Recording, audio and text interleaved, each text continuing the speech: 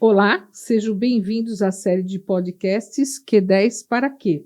Que trará a cada episódio um convidado para abordar diferentes aspectos desta molécula tão interessante que é a coenzima Q10, presente em todas as células do organismo. Meu nome é doutora Egli Costa Opp, sou cardiologista, gerente executiva médica da Biolab Farmacêutica. E no episódio de hoje temos a honra da presença da doutora Cristina Milagre, que é cardiologista, especialista em medicina do esporte. Ela é cardiologista do Hospital do Coração em São Paulo, médica do esporte, com título de especialista pela Sociedade Brasileira de Cardiologia e Sociedade Brasileira de Medicina do Esporte. E médica também do check-up do Hospital do Coração. Muito obrigada, Cristina, de estar aqui hoje conosco nesta importante bate-papo aqui falando da coenzima Q10. Egli, agradeço muito o convite. Acho que a gente vai poder abordar assuntos muito interessantes aí para as pessoas na parte do esporte, né, do exercício físico. Ok. Bom, Cristina, começando, a gente queria que você falasse um pouquinho sobre a molécula coenzima Q10. Ela está no nosso organismo, como que ela age no nosso organismo, em que órgãos ela está mais ali no nosso organismo e qual o benefício que ela proporciona? Bom, a gente sabe que a Q10 está presente em todas as membranas, tem relação direta com a produção de energia na mitocôndria, né, que é onde a gente tem a geração de energia, que chamamos de ATP. Então, ela vai ser importante nessa geração de energia. E onde temos mais Q10? No coração, nos músculos, no fígado, nos rins e no cérebro. Então, a gente sabe que, com o tempo, essa quantidade vai diminuir com o envelhecimento, algumas doenças podem interferir nisso, e no caso do exercício, a gente também vai poder usar a Q10 nesse aspecto de fazer uma recuperação muscular, né? Então, a gente tem várias indicações aí do uso da coenzima Q10. Bom, como você falou, né, ela está em vários órgãos de depósito e no músculo ela tem um depósito ali. Então, a gente queria entender com você, o músculo precisa de mais energia, né? E falar um pouquinho do estresse oxidativo após a realização do exercício. Porque assim, as pessoas têm que entender que o exercício físico, ele tem dois momentos.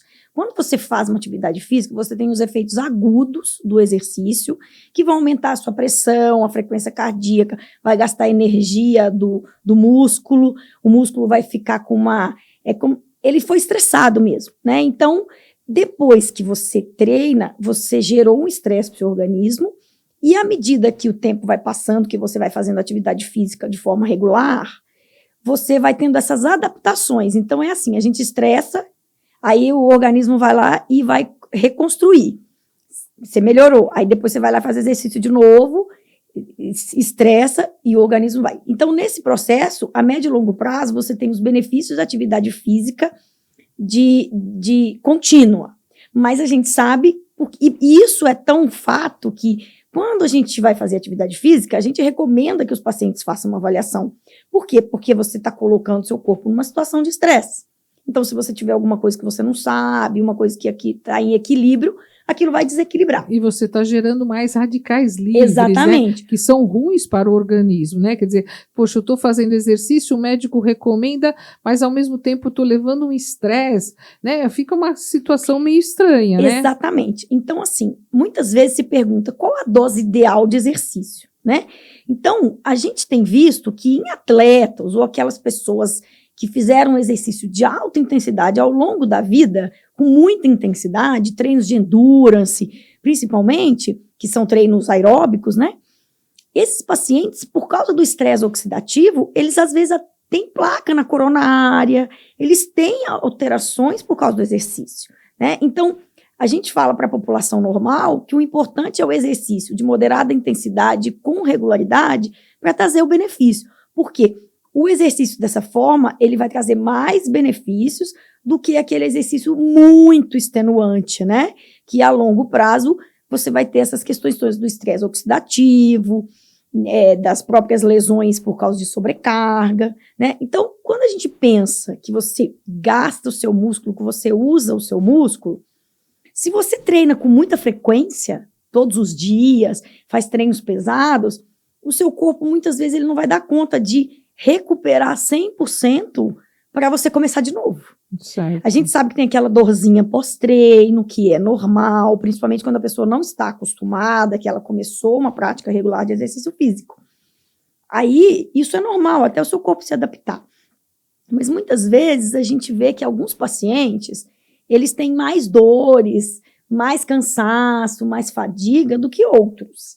E uma coisa que é importante a gente pensar é que o nosso paciente que faz exercício físico, ele também envelhece, ele também tem hipertensão, tem diabetes, tem fibromialgia, tem doença cardíaca, tem N patologias associadas. Toma medicações. Então, assim, eu acho que essa conversa sobre suplementos, né, falando aqui da coenzima Q10, hoje está muito, assim, divulgado, as pessoas acham que suplemento sempre é bom, mas muitas vezes as pessoas nem sabem para que estão tomando. Às vezes um exagero de suplementos, isso, né, que a gente vê na prática clínica, estou tomando vitamina C, vitamina E, vitamina A, vitamina B, né, é uma série de suplementos que às vezes dá malefício para o organismo. Exatamente. Né? E assim, não é porque é suplemento que não tem risco. Por exemplo, no caso dos cardiopatas, as pessoas que têm doença cardíaca, se eles usam anticoagulante, a coenzima Q10 não deve ser usada, tem uma certa, porque essa ação antioxidante, isso tudo pode favorecer sangramento. Sim. As mulheres que estão amamentando, as mulheres grávidas, não tem muitos estudos nessa linha. Então, assim, não é porque é suplemento que as pessoas podem tomar por sua conta. E quando a gente para estudar os suplementos e as suas indicações, é super positivo, porque quando você conhece e usa da forma correta, né, é muito positivo para alguns pacientes, às vezes para outros não. Então eu sempre falo, olha, vamos experimentar, porque se for bom para você, podemos continuar, não tem risco, vai te trazer benefício de uma forma. Então, agora, para outros pacientes que usam, às vezes não tem um benefício tão grande. Isso vai de indivíduo para indivíduo, né? De que maneira, Cris, a coenzima Q10 teria benefício e as propriedades nessa demanda de prática de exercício, né? Como que ela poderia ajudar esse paciente, né? Porque, na verdade, a coenzima Q10, ela age aí diminuindo essa questão dos radicais livres, ação antioxidante, diminui fadiga, estudos mostrando em atletas que diminui, né, melhora essa recuperação de treinos extenuantes, né? Nosso objetivo aqui é falar mais para as pessoas que fazem atividade física regularmente, mas que não são atletas, né? O atleta não profissional. Não profissional, porque hoje a gente tem um nicho muito grande, né, de pessoas que fazem atividade física de alta intensidade, vão em maratonas, vão para academia todos os dias, né? E uma coisa importante é a gente pensar assim, qual que é o benefício da Q10 em qual tipo de exercício? Porque, por exemplo, se você estiver pensando em tomar coenzima Q10 porque você faz muito treino de força, vai te ajudar, porque você vai trabalhar essas reservas que são exauridas com os treinos repetitivos da parte muscular. Agora, para rendimento aeróbico, pessoas que fazem corrida, ela não vai interferir nesse processo de desempenho aeróbico. Né? Então, é muito importante você saber para que você está usando. Então, ela ajuda o músculo, mas não aumenta o desempenho aeróbico. Exatamente. Isso. Ela não aumenta o VO2, né? VO2, que é a resistência aeróbica. Isso. Mas ela vai ajudar no músculo. Então, assim, claro, quando você faz exercício físico, você tem uma engrenagem do pulmão, coração, músculo. Então, quando você treina o músculo e o seu músculo está bem preparado, você vai ter um benefício no condicionamento aeróbico, no VO2, porque o seu músculo mais eficiente, ele capta melhor oxigênio e automaticamente isso melhora o seu desempenho aeróbico. Mas para esse objetivo, não deve ser usado. Então, o que eu tenho usado com um pouco mais de frequência para aqueles pacientes que têm queixas, que estão fazendo atividade física e às vezes têm patologias associadas que podem se beneficiar com a coenzima Q10, e para aqueles que fazem muita atividade física, todos os dias vão para academia, fazem musculação. Então, é um nicho, é uma população que se beneficia com esse tipo de suplemento. Pelo que eu entendi, a musculação exige mais, quer dizer, Sim. E hoje a gente vê uma tendência muito forte dos pacientes querer fazer musculação, né? Sim. Quer dizer, querer ficar forte, né? Musculoso, barriga de tanquinho, né? E tudo mais. Quer dizer, a Q10 agiria melhor nesse tipo de paciente que para músculo e exaurido seria melhor mesmo. Exatamente. Para exercícios que a gente fala que é de alta intensidade e curta duração. Sim. Que você vai lá e faz uma série de 10 repetições, né? É mais para esse tipo de atividade. Então, a gente sempre tem que pegar esses pacientes que só querem a musculação e também levar para o aeróbico. E aqueles que só gostam do aeróbico, a gente também tem que trazer para a musculação, né? Sim. Porque o músculo, um dia eu escutei uma analogia que eu achei sensacional, que o músculo é o coração periférico. Então, quando você tem o seu coração manda o sangue para o corpo, para os músculos utilizam o oxigênio e vão captar esse oxigênio para você fazer exercício. Então, o coração periférico é fundamental para o nosso coração, esse propriamente dito. Muito então, bom essa analogia. Eu achei sensacional essa analogia do coração periférico. É um órgão que é musculoso, né? E você tem um músculo periférico, que é toda a tua musculatura aí que você tem um desempenho, né? Então, isso é muito bom, essa analogia. Eu gostei demais. Agora eu aderi, sabe? Eu escutei isso num congresso de um colega. E então, assim, no ponto que hoje os jovens e até os pacientes mais velhos, né, que estão treinando para ganhar força muscular por causa da sarcopenia que acontece com o próprio processo do envelhecimento, na menopausa, você pode associar se a pessoa estiver tendo uma prática muito intensa de exercício. Agora, por exemplo, se for pensar uma pessoa que começou a fazer exercício agora, que faz 2 vezes por semana, talvez esse tipo de suplemento para ela não seja tão significativo do que outra que tem uma queixa associada e que está treinando com mais frequência. E a gente tem que olhar todas as coisas, né? O que ela está consumindo, alimentação, o sono, todas as coisas que vão interagir nesse processo. E Cris, você é cardiologista, né? Você avalia pacientes cardiopatas, né? E nesses pacientes com cardiopatia, né? Insuficiência cardíaca compensada, para melhora de desempenho, você utiliza a Q10? Olha, eu estava pesquisando sobre a Q10, porque tem muitos estudos mostrando na insuficiência cardíaca, que eu achei muito interessante. Os pacientes que têm usado Q10 e são cardiopatas fazendo tratamento tradicional, tratamento, né, certo para a insuficiência cardíaca, os que usaram coenzima Q10 comparado com placebo, eles tiveram menos descompensação, tiveram quadros, assim, mais estáveis da sua doença. Então, eu achei sensacional. Eu vi esse artigo, Você saiu viu? do Jack, né? E diminuiu a hospitalização desses pacientes. Exatamente. Quer dizer, deu uma melhora de qualidade de vida para os pacientes, né? E tiveram menos internação. Não reduziu mortalidade, porque a gente sabe que também, né, é complicado a insuficiência cardíaca, mas ele deu uma melhora clínica nesses pacientes, né? Melhora clínica, o paciente descompensa menos, a gente sabe que quando descompensa, você vai, na evolução da doença isso é negativo, né? Isso é ruim para o paciente que descompensa muito. Então, eu achei sensacional, assim, é uma janela de oportunidade que a gente pode usar. Estudos essencialmente na doença coronária não são conclusivos, mas na insuficiência cardíaca, sim, a gente tem paciente muito. Com estatina, você tem tido resultado, Sim. que às vezes tem os intolerantes à estatina, né? E a gente sabe que na cascata do ácido mevalônico, a coenzima Q10 está envolvida, né? Esses pacientes, você tem tido a possibilidade de utilizar a Q10? Eu uso, porque aquele paciente que precisa da estatina, a gente sabe que algumas estatinas dão menos essa mialgia do que outras, mas todas vão fazer depressão, né? Vão perder um pouco da coenzima Q10 do nosso corpo. Então, eu uso para os pacientes e eu falo, olha, você precisa desse medicamento. Então, vamos usar um suplemento que vai te ajudar nesse equilíbrio, porque não adianta, se você não melhorar a queixa do paciente e dor, ninguém vai querer ficar com dor, né? Então, é difícil você E convencer. suspende a estatina, que é importante ali a nível da placa e tudo mais, né, Exatamente. Cris? Então, assim, a gente não pode negligenciar a doença aterosclerótica, a importância da estatina, e o cardiologista também precisa dizer o seguinte, porque esse questionamento de estatina é antigo, né? E muitos colegas, assim, às vezes falam mal das estatinas, mas a gente sabe que isso já está sedimentado como recomendação europeia, americana, brasileira, e não temos o que falar. Mas a gente tem efeitos colaterais da estatina como qualquer outro medicamento, como alguns remédios para pressão que causam tosse, que causam inchaço na perna, enfim. Então eu falo para os pacientes, olha, uma percentual de pacientes vai ter o efeito colateral. E como que a gente vai ajustar isso? Mudando de estatina, né?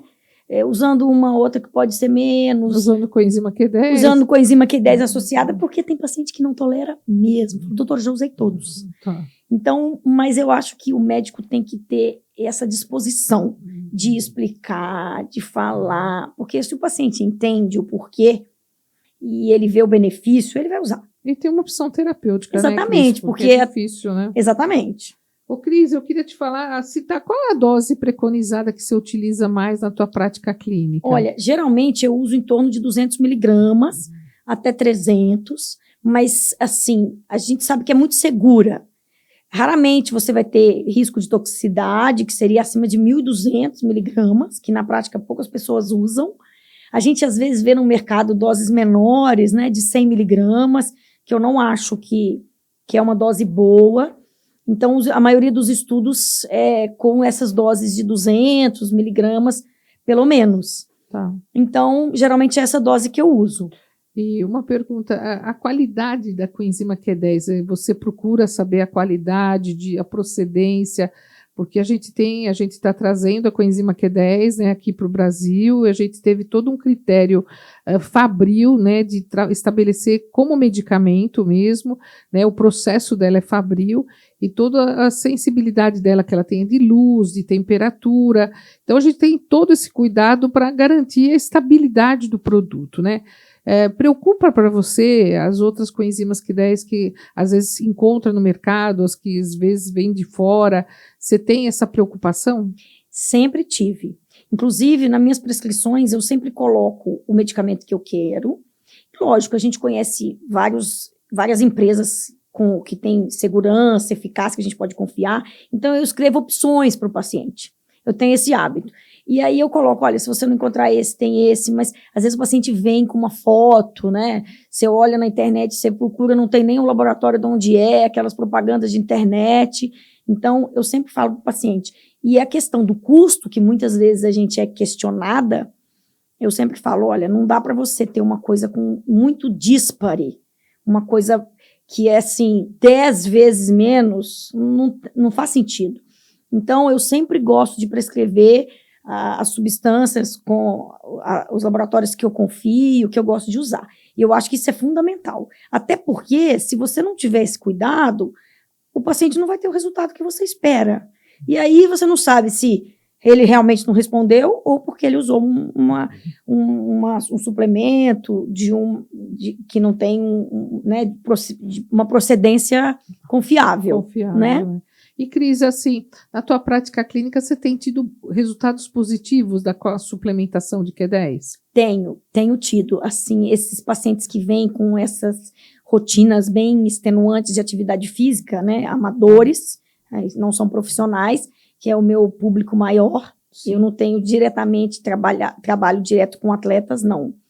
Mas esse público que tem vindo cada vez mais, eu tenho usado e tem tido um resultado positivo, assim. Ótimo. E eu acho que quando a gente conhece os suplementos e começa a usar com critério, você começa a ter um retorno. Por exemplo, eu tenho usado magnésio treonato para os pacientes com queixa de insônia e eles têm trazido um feedback tão legal, sabe? Então, assim, quando a gente também se dedica a conhecer esses produtos que vão ter benefícios para determinadas pessoas, sem a gente colocar assim na receita como se fosse uma coisa padrão. Não, que tem evidência científica e tudo mais, né? Exatamente. A gente sabe, você mesmo estudando, você traz essas informações importantes, né? Eu peguei uma revisão, né, sobre a suplementação de coenzima Q10 em atletas. E, assim, muitos estudos são muito diversificados em dosagens. Então, alguns estudos com 30, com 60 e outros com 200, 300. Então, assim, eles selecionaram uns 16 estudos que mostraram benefício em, por exemplo, pessoas que fazem muita bike. Mas também amadores, não eram atletas profissionais. E mostraram benefício. Por quê? Porque o ciclismo, mesmo que ele é uma coisa aeróbica, ele trabalha muito os músculos periféricos. Então, esses músculos entram em fadiga. Então, tem alguns tipos de esporte que, mesmo sendo aeróbicos, dependendo do tipo do esporte, você vai ter um consumo ali da sua coenzima Q10 natural do nosso organismo.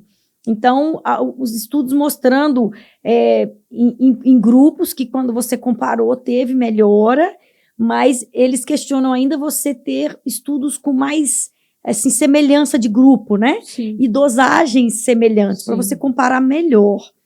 Mas a gente também vê, junto com essas populações que você pode usar no esporte, pessoas que têm patologias que vão se beneficiar. Sim. Como como um outro colega estava comentando, sobre enxaqueca, sobre outras patologias, outros tipos de doenças osteomusculares, fibromialgia, que também acometem e vão diminuir a oferta. Isso. E vão se favorecer também. Sim, então, é aquela história de a gente pegar o paciente como um todo, entender as queixas, entender o que pode estar causando e ofertar o suplemento de forma consciente e individualizada. Sim. Porque para aquele paciente, aquele suplemento foi bom.